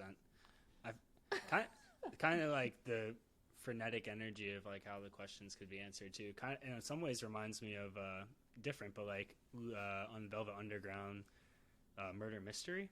I'm not but, hip. Yeah, but I need to check them out. But man. they essentially it's like a poem that it's a really really dark poem that Lou Reed wrote, and he has Maureen Tucker just like say it, you know, like spoken word. And it's just the music around it is just very builds up, very like there's a piano on it. It's like just very like makes me feel like I'm anxious, you know? But so I feel like, because some of those, the way the questions, I mean, I'm sure the people answering those questions, you know, some of those questions probably made them anxious, and then the way that it's interlapped with the music is going to have some of that effect too. I mean, I could easily tell when someone was like, give me the short, quick answer that they don't want to talk about it, and that's fine. Yeah. You know? I mean, it's no pressure, probably. Right. Yeah. I'm not going to push. And I kind of gave them like a preface, and I was like, okay, so I was inspired by like Roger Waters doing the Dark Side of the Moon interviews, and like some of these questions might be a little difficult to answer. If you don't feel like answering them, you don't got to. It's all good. But if you can, I would appreciate it. It's kind of just how I was starting off those combos. Did you do any? Have you done any sort of like similar kind of projects with your music since, or? Yeah. Are you still using any of those recordings? I guess you still have them. Yeah, you could just I mean, they I think they served their purpose perfectly on the song "Cursed," and like, well, I guess this is a bit of a segue. We can talk about recording like some more. Yeah. So Caricature was done at the radio station, and then I lived with keyboard player and Sweet Dream James for a year, and we had a little house, and so I completed Caricature there, I think. And then Bless Cursed, I think all of it was recorded at that house where I lived with James. Because, let me think, when did I move out of there? I moved out of there when I graduated college, which would have been December 2020, so it had to have been done, because it came out the next summer, and it was mastered by January 2021. That one did sound like slightly warmer than...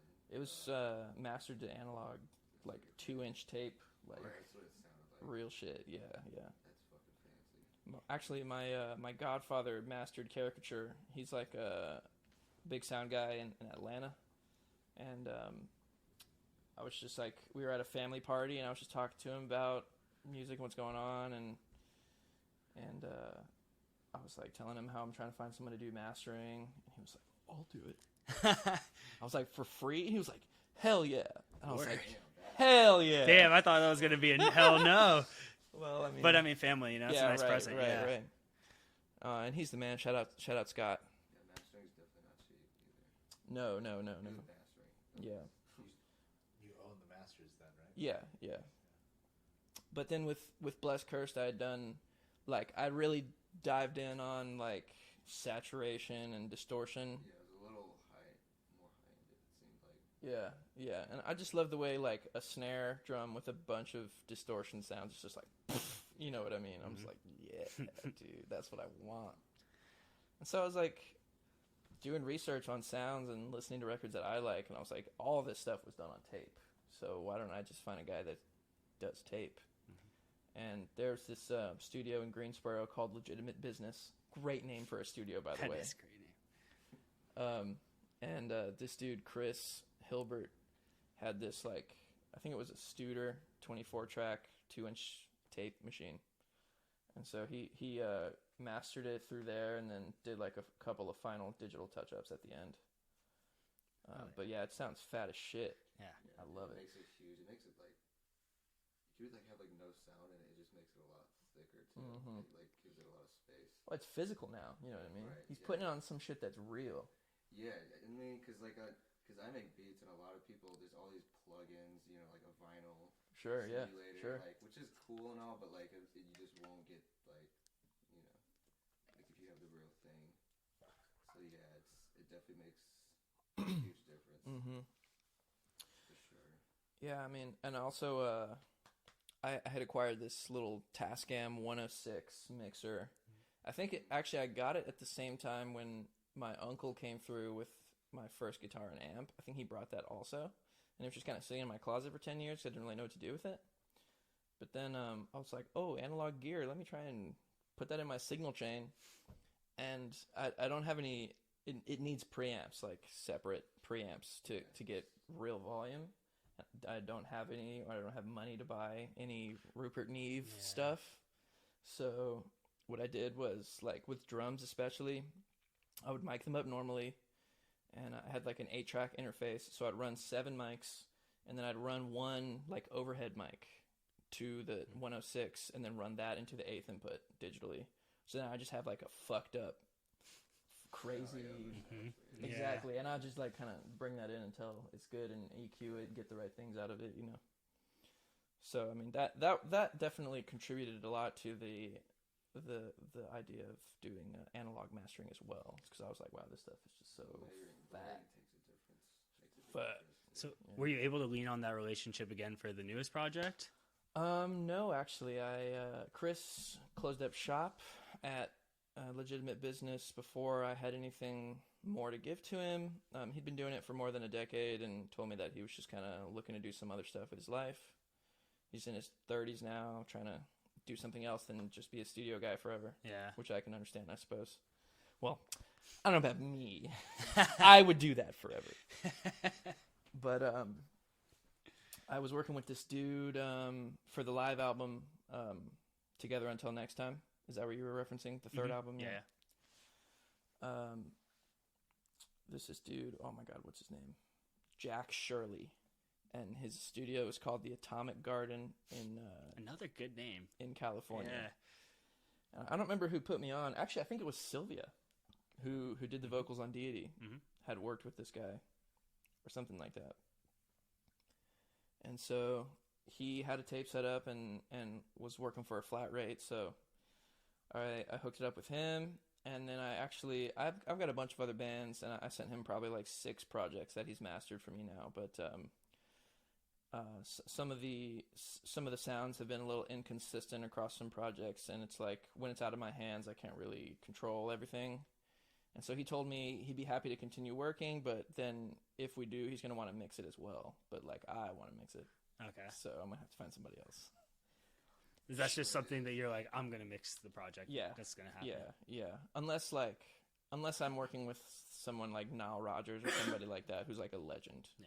Then I'll let them touch it. But it's also like, well, for example, with this band, King Gizzard and the Lizard Wizard, their first couple of albums sound a little different than I think the sound of the actual band that most people know, because they weren't mixed by Stu McKenzie, who's their band leader. Which makes a big difference. But he's mixed everything since like the third record or something like that. So and there's the element of like, doesn't quite have the same character if it's not done by the same set of ears, in my opinion.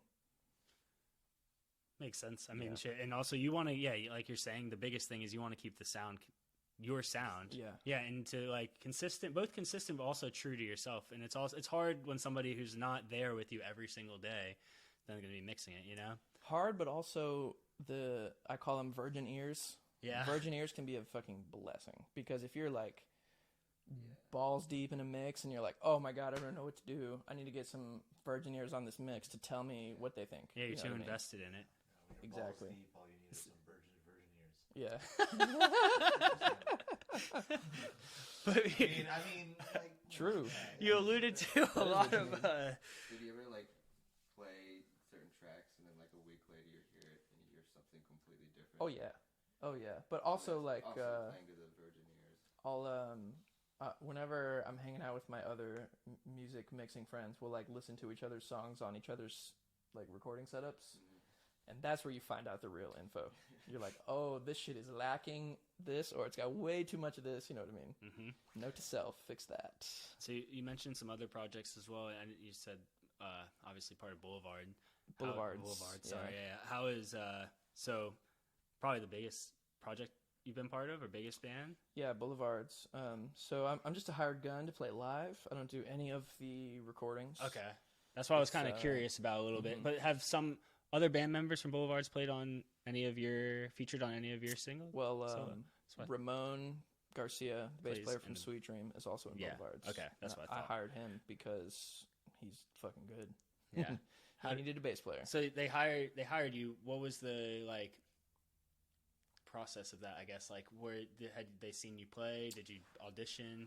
Well, Jamil, who is Boulevards, came to UNC Greensboro, and when I worked at the radio station, we hired him to do a show like for the students. And so he came, and it was just him and a drummer with like backing tracks playing the rest of the song. So like I was kind of his like campus escort, like getting him to the right place and making sure he got his bojangles, on Yeah. writer fulfilled. Oh yeah, don't not fulfill the writer.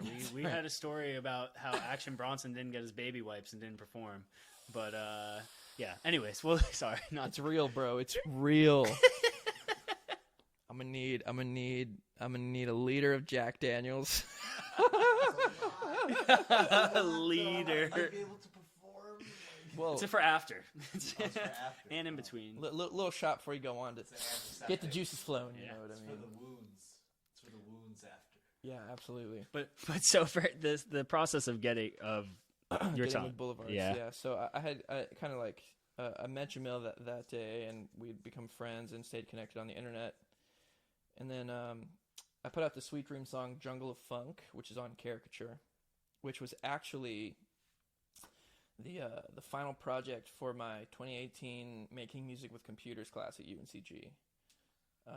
So I like learned crash courses in like Logic Pro and Audacity and some other digital audio workstations through school. And then what were you studying while you were there? arts administration, which is like music business management, all that stuff. And then Jamil saw that video and reached out to me and said, "Hey, I need a guitar player, and you can clearly play, so you should audition." And then we just kept talking for a little bit, and then the pandemic came down, so it kind of got put on the back burner for a minute. But then he got a gig playing Tree Fort Festival in Boise, Idaho, back in September 2021. So he hit me up and asked me to come audition. So I came in and played, and the drummer at the time told me he was like surprised because the guitar player they had before just like kind of soloed the whole time, because I mean it's a high production show, so we have backing tracks because we can't afford to have like a keyboard player or a second percussionist, you know, so we have those things running. Mm-hmm. So like you can put more stuff back in the track, like for example a guitar part, so the guy doesn't have to fucking do anything. Yeah. But then I came in there and like actually like learned the parts from the album, and the drummer was like, "Damn, like whoa, that actually sounded like the song." It's like, this guy's actually serious. So I got the gig, and we flew out to Boise, and we're there for like 4 days and played 2 or 3 shows at the festival, and I've been on the ship ever since. So I guess about a year and a few months. Yeah, a year and a few months. It's been good. We've played like a stadium show and played to like more than 1,000 people probably 4 or 5 times. What stadium? Durham Bulls Stadium. That's dope. Yeah. Nice. How has been like, I guess kind of being more like a man on the ship been a little bit different? I mean, not that you haven't done it before, but how has that kind of changed your perspective? So good. I mean, with Sweet Dream, and like I'm in charge of everything, and I like book the shows, and I'm like telling everyone when and where to be. I'm herding all the cats, if you will. But because we're all cats, man. You know what I'm saying? Anyways. So you're hurting all the cats? I'm hurting them, yes. Oh, wow. Yep. But with Boulevards, I'm the one who gets told when and where to be, and I get herded, you know. Mm-hmm. So that's great, because it's like it's nice to just kind of like sit back and let it happen, and then I'll do the part that I'm good at, and then I'll just keep sitting back and let it happen, you know. And it seems So. like some of the, I guess like almost kind of like Western tones kind of overlap Yep. well, like with what chords and everything that you'd be playing in general. So it probably that's probably made it more of a natural switch for Wyatt. And I mean, obviously hard work part of it too. You weren't just going up and playing the solos, but I feel like that must have made it more of a seamless kind of fit too. I mean, I had to learn, like, we didn't have any charts, or I didn't have anyone to teach me any of the Boulevards material, so I had to learn all that stuff by ear. And we played those Boise shows, and then we didn't play again until we went and played South by Southwest in Austin, Texas this past March. Yeah. So I think that was the next time we played, which is like 6 months later. So I like was relearning the songs. I was like, ooh, I was playing that shit wrong before. Let's see if they know. Yeah, exactly. But yeah, then we went down and played South by Southwest and did 7 shows in 3 days, and by then I had learned the songs. Nice. So South by Southwest sounds so familiar. It's a big festival in Austin, Texas. They have it's like music. I'm wrong, but Music, film. comedy, film. Yeah, it's like every all facets of like marketable art. Yeah. I knew that. I was I actually lived in Arizona, so Cool. I knew people that would go out to Texas for a festival. yeah, it's actually a pretty big deal. It's like a week and a half, Yeah. like a 10-day fucking extravaganza, and then like Music Week is like the last 6 or 7 days of it. Oh, okay. What- A lot of people in van life tend to go out there, I suppose, because in Arizona we get a lot of van lifers just like that exist. You're referring to people that like live in their vans. Yeah. Well, these are not vans anymore, life. Tyler. Wait. These are no longer just Van vans. life? Like when you, What'd you when point you at? say van, I imagine you Oh. think it's like not a camper. Oh, I mean, I'm thinking of like That's a. everything. I'm thinking like a VW. You think he just means a nomad? Okay. Yeah, they're nomadic at this point. It Have has you a seen bed that in it. movie It's called crazy. Nomad? It's actually pretty good. It's kind of about that, about people who live like Live older van people who live van life.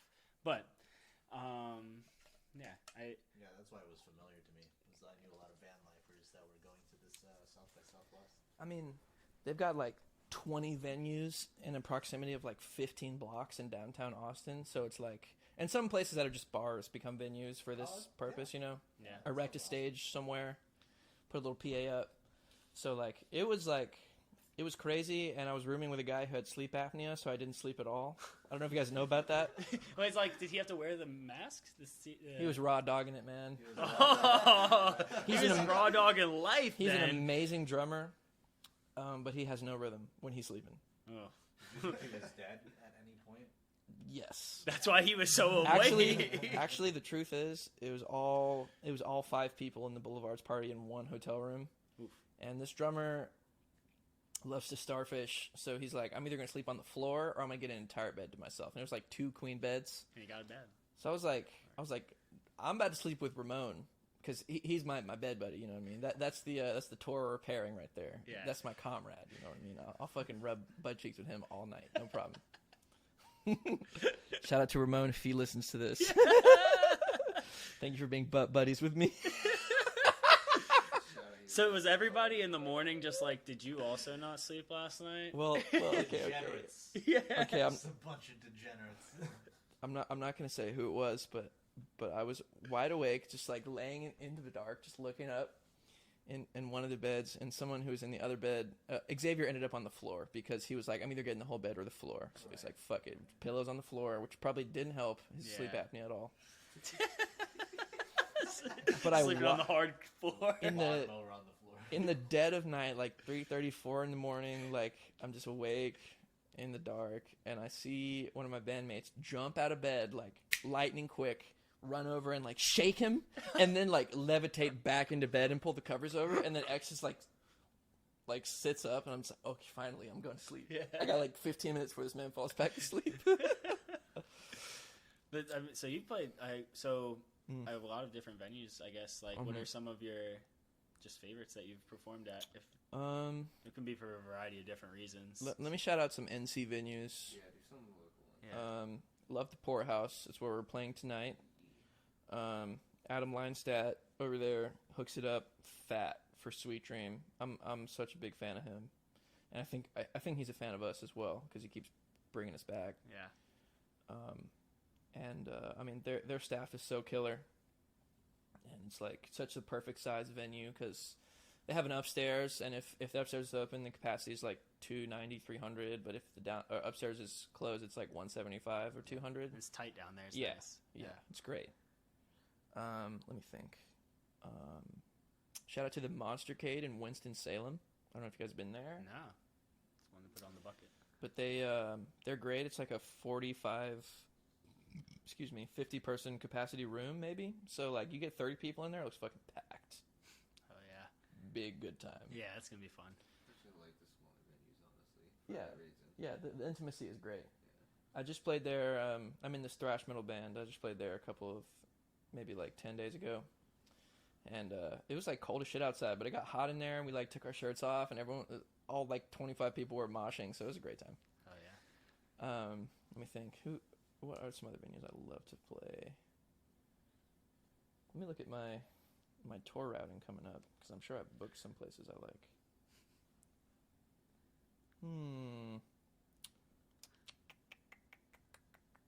But yeah, we have continuously just heard good things about the sound quality of the Poorhouse, and I mean being there. Yes. Here it's good. Yeah. Tap Room at App State. Tap TAPP room. Tap Okay. Room. Yeah.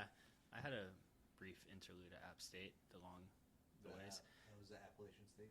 Appalachian, but we can tell you're from elsewhere. Yeah, I know. Or when people say like rally, Yeah. I'm like, Where- LMAO. What are we rallying for? I know. I was at South by, and I like connected with this Canadian band, and we were just like hanging out.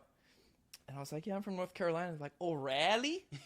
I was like, no, Raleigh. Sir Walter Raleigh. Exactly. Sir Walter exactly. Coffee. Yeah, Sir Walter Raleigh. I think they said rally yeah. like 3 times before I realized what they were saying. I've heard some interesting Fuquay-Marinas before. Yeah. Yeah, 'cause that's where we're from. Fuck you, vagina. Fuckway vagina is the most. Yeah. common one. But yeah, do you guys have? I had a question. Why is Spotify's sound quality so bad compared to Apple Music? And have you noticed this? I don't use Spotify. Fuck Spotify. I'm gonna say that again. Fuck Spotify. Spotify is so fucked.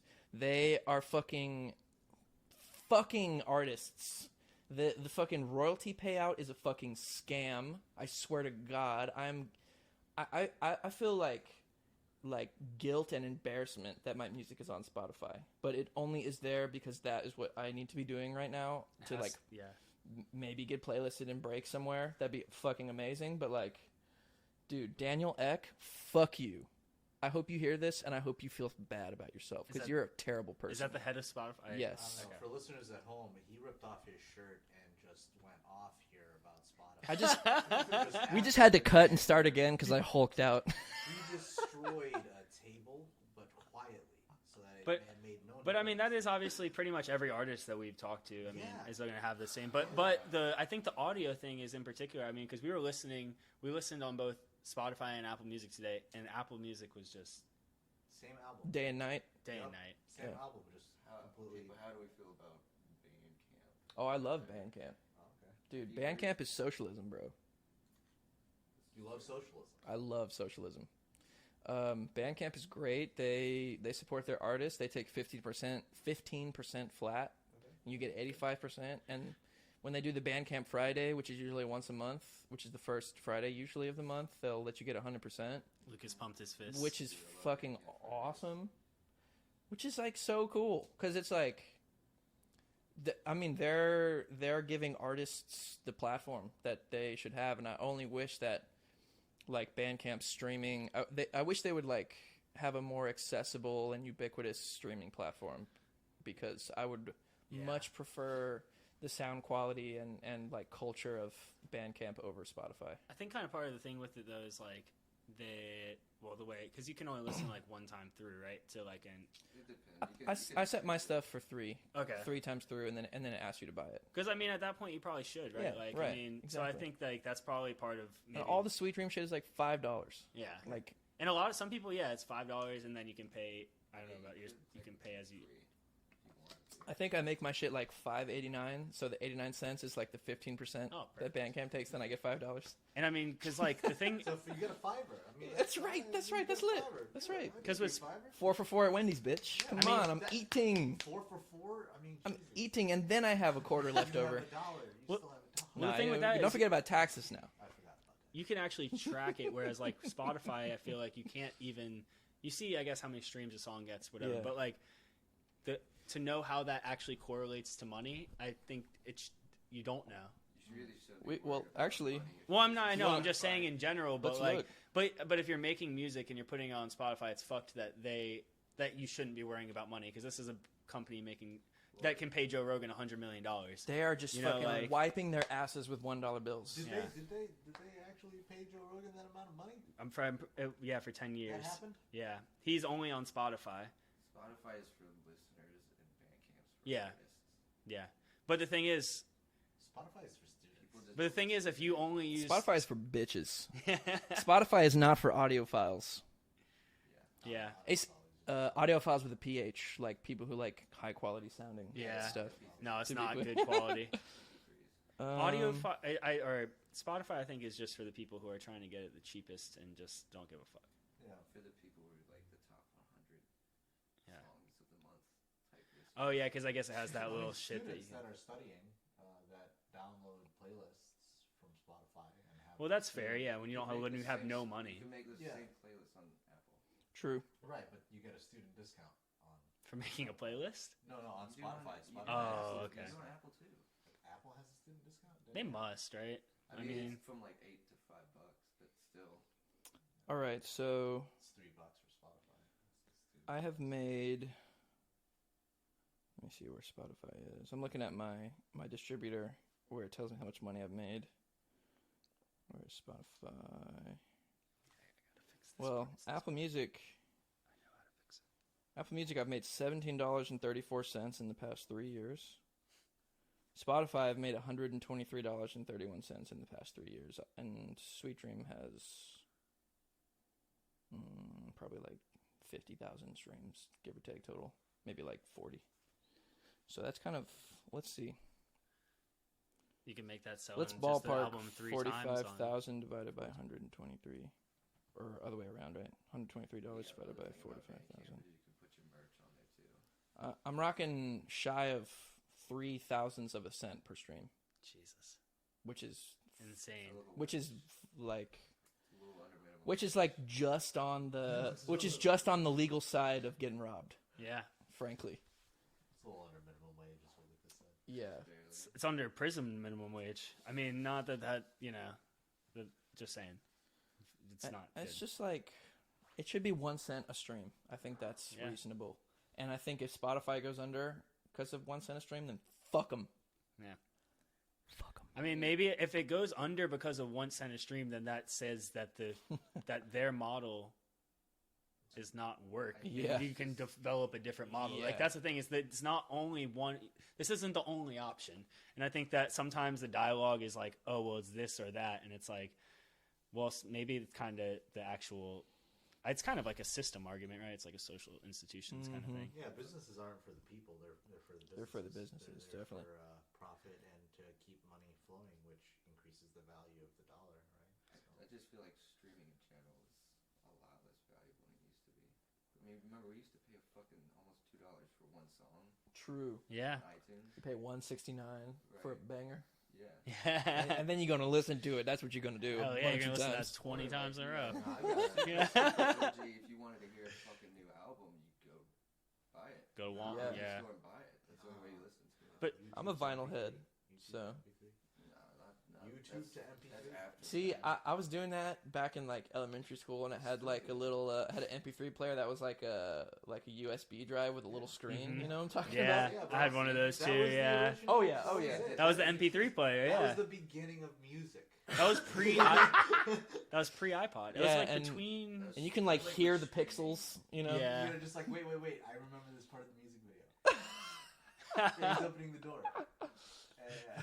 See, I used to like I had this little like bedside clock radio when I was growing up, and I used to like sit there and listen to the radio. And when TikTok by Kesha would come on, I'd like press the little record button on my MP3 player and like get the whole song and like have a recording of the song on my or not phone, my MP3 USB drive.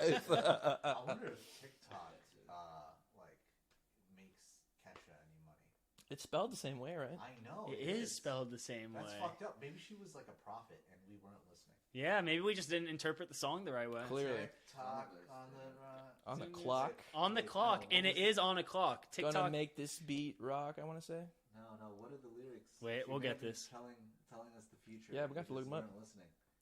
One That's sec. I think she was on the Banger. Simpsons as well. TikTok lyrics. Wake up in the morning feeling like P. Diddy. Grab my glasses, I'm out the door. I'm gonna hit this city. Let's go. That's Okay, really so that's yeah, really that's Brush my Yeah, teeth with a fucking- bottle No, of no, Jack.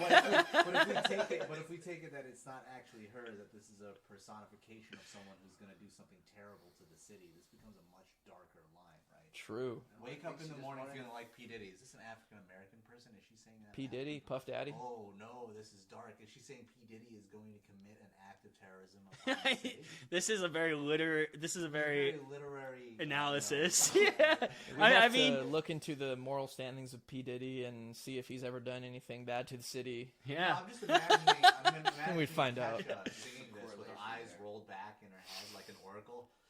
You know, But so- like, She is simply a vessel. Yeah, she's simply a vessel for TikTok. TikTok on the clock, but the party don't stop. Oh, No. that is. Oh, whoa, That's whoa. about capitalism. Don't stop. It's Make it about pop. DJ, blow my speakers up. That is literally about someone who's Don't stop. That's Yeah. that's the endless TikTok feed. What was the next line? Yeah, blow my speakers up. It literally people are blowing out their speakers on their Ear phones. rape memes. Yeah. You know what I'm saying?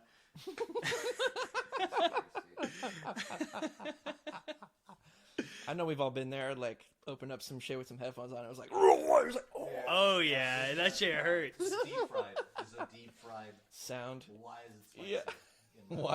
Why is it spicy? But did you guys have any other major? That was my That was the closing statement right there. Yes. Word. Fuck Spotify, right?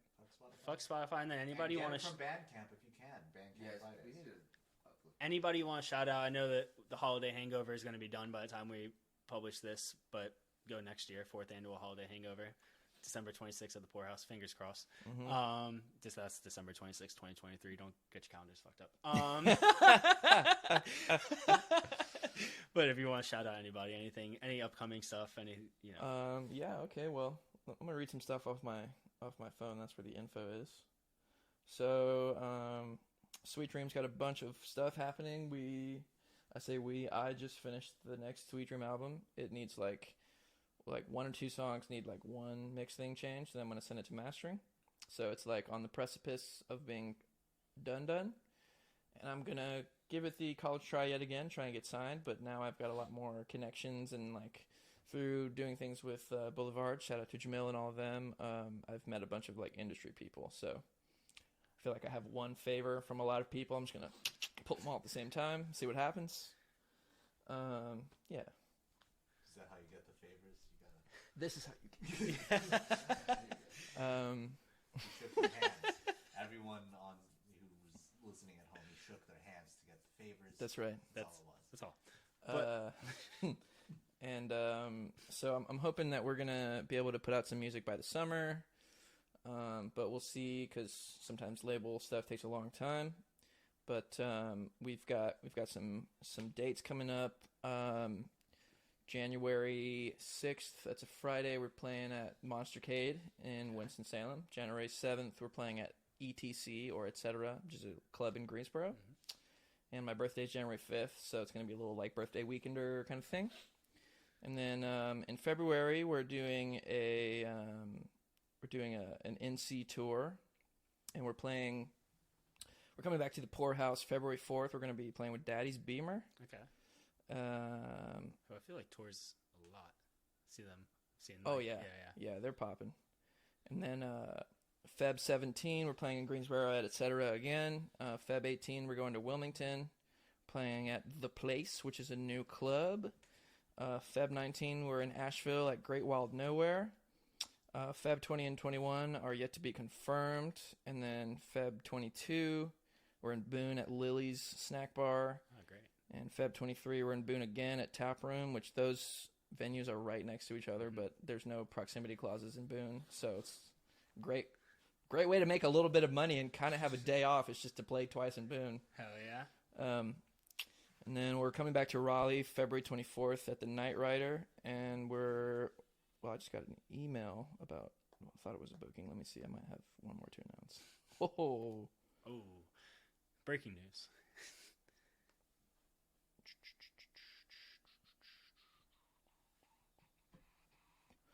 Nope, that was a Great Wild Nowhere guy. February 25th, we're working on a show in Winston. Nice. And then we're also working on a much more girthy tour in April, but a lot of that stuff still needs to get booked. But we're going to be heading back up and down the East Coast. Sweet. Just because, why not? Yeah. You gotta bring that girth to the earth. That's right. And we'll be in trio mode for most of these tours, because some of my bandmates are still in school, and I'm frankly, no offense to them, tired of waiting for them to not be in school. So, and some of them could use a little kick in the butt and getting their degrees finished. I'm not going to say who. Love you. It's okay. I had a friend who started college 2012, finished got his BA in 2022, didn't stop at all. So there's always a place for ambitious, Van Wilders. But Got a BA in 10 years. in 10 years, Jesus literally Christ. didn't take a single, maybe one semester off. I don't know how it's possible. Wow. Transferred to like 4 or 5 different schools. So that was just a waste of credits. Yeah, no, I think at one point he was actually. He knows who he is, so I don't. If you listen, you know who you It's are. all But love, baby. He at some point had to start paying more because if you take a certain amount of credits, they're like, you're wasting everybody's time here. You have to pay time. You have to pay. I think it's like time and a half. Yeah. So it's like the Word. opposite of overtime. Yeah. Double time. Damn. But hopefully your friend doesn't get there. But so what are the, obviously you, what are the other, who else, the other two that are going to be touring with you? I'm going to have Ramon on the bass. Yep. He is ever present. Mm-hmm. And we're going to have this drummer, Xavier Ware, who is a crazy, amazing drummer. And we're just going to go around and do it. Hell yeah. It's going to be the three of us and Xavier's girlfriend, Sam's going to be running merch and keeping the ship steady. So four of you. 4 of us, yeah. Four of three us, in- but three in one the band. steady head. Yeah. Yeah. Nice. Well, we're looking forward to it. We're going to see you tonight. I mean, we appreciate you coming by. It's been nothing but a pleasure. This has been a crazy conversation. I feel like we've hit like almost a point so many times. And now you can stitch your shirt together from the Spotify demonation that you did. We've gotten near a couple points. Yeah, we've gotten really close. We've been here before. We have a little bit of peripatetic energy our minds. Yeah. No, this is fun though. I Yeah. like this is raw convo. Yeah, that's what we try to go for. Mhm. But yeah. I know you got to load up at 4:30, you said. I'm trying to think if there's anything else I want to plug. Follow us on social media at Sweet Dream Band. Sweet Dream Band. And the band is Sweet Dream, singular dream, not plural dreams. That is not our band. We are not Sweet Dreams. I think we there are is a Sweet Sweet Dreams, though. There definitely is, and that is why we are Sweet Dream. Because there was no band called that on social media or Spotify when I came up with the band name, which nice one. Yeah. Actually got the band name from an Unknown Mortal Orchestra song. I think it's called One at a Time. So if any of you are UMO heads out there, go check out that song. I like that song, Honeybee, that they got. Basic answer. You're not plugged in. What about enough, Faded Jack. in the Morning? You know that one? No. Tragic. I'll be honest with you. I think that may be the only song that I know by You them. just named the And first one that I came heard to. I heard it at a bar, so it's not like I went looking for the discography. I heard it at a This doesn't make it sound better. No, that album though, Sex and Food, 2 thumbs up. I heard it while playing pool. I beat the fucking shit out of the person that I was playing pool with. Gang. Instantly. With your Instantly. stick, your hands, or As the soon as the ball? song started playing, I was just like fucking annihilated them from the board. Just Oh. like the table was cleared, and I was just like, Oh, pool. Yeah. Yeah, I'm Oh. pretty nasty at pool, but I'm coy about it. I'll play 3 games and suck, and then I'll be like, get them, you know what I mean, with the trick shot. It's the drugs. The only other thing is we normally take a Polaroid with the guests. So if Great. you're down, Jack. Yeah, will- let's. Yeah, word. Jack, I actually have. Oh, you could. Shy. I was gonna say you can use that one or you can use this one. Use this one. I like it better. And then That one new. it's new. Yeah, it's actually old, but it's new. But if that makes sense. Old, but Old. new. Same, Old. same, but new, but still same. Where do we take it? Right here? Yeah, probably. You Yep, want it? this is fine right here. Are you taking a picture of me or what? No, it's gonna be all me, you, and Lucas. Okay. Yeah. We'll put it up when we put up the. Well, this is Julian Creech-Pritchett from Sweet Dreams signing off. I want to say thank you to the forum. Check out their shit, listen to their interviews, stay up with their social meds. God bless.